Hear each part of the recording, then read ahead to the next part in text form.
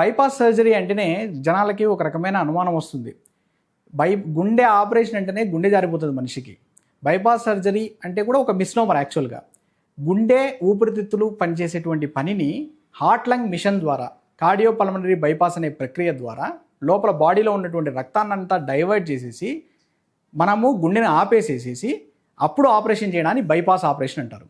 మీకు అర్థమైపోయి ఉంటుంది. బైపాస్ కంప్లీట్గా బాడీలో ఉన్నటువంటి రక్తాన్నంతా ఒక మిషన్ మీకు బైపాస్ చేసేసేసి గుండెను ఆపేసేసి గుండెలో ఆపరేషన్ చేయడం, కార్డియోపల్మనరీ బైపాస్ మిషన్ని యూజ్ చేసేసి చేయడం. ఇంకో రకమైన బైపాస్ ఏంటంటే, ఎట్లాగైతే మనకు మెయిన్ రోడ్లో రక్తనాళాలు మెయిన్ రోడ్ బ్లాక్ అయిందనుకోండి, మనము బైపాస్ రోడ్ ద్వారా వెళ్తాం. Like in the same way గుండెలో రక్తనాళాలు ఈ విధంగా ఎక్కడెక్కడైనా బ్లాక్ అయినాయి అనుకోండి, పైనుంచి వేరే రక్తనాళాన్ని అతికించి కుట్లేస్తాం. దాన్ని బైపాస్ సర్జరీ అంటాం. మామూలుగా స్టాండర్డ్ స్టెంట్ అనే ప్రక్రియలో ఏం చేస్తారంటే, ఈ రక్తనాళాల్లోకి గైడ్ వేర్ వేసేసి ఇక్కడ పైపు వేసేసి పైపు ద్వారా ఉబ్బరిస్తారు. దాన్ని స్టెంట్ అంటారు.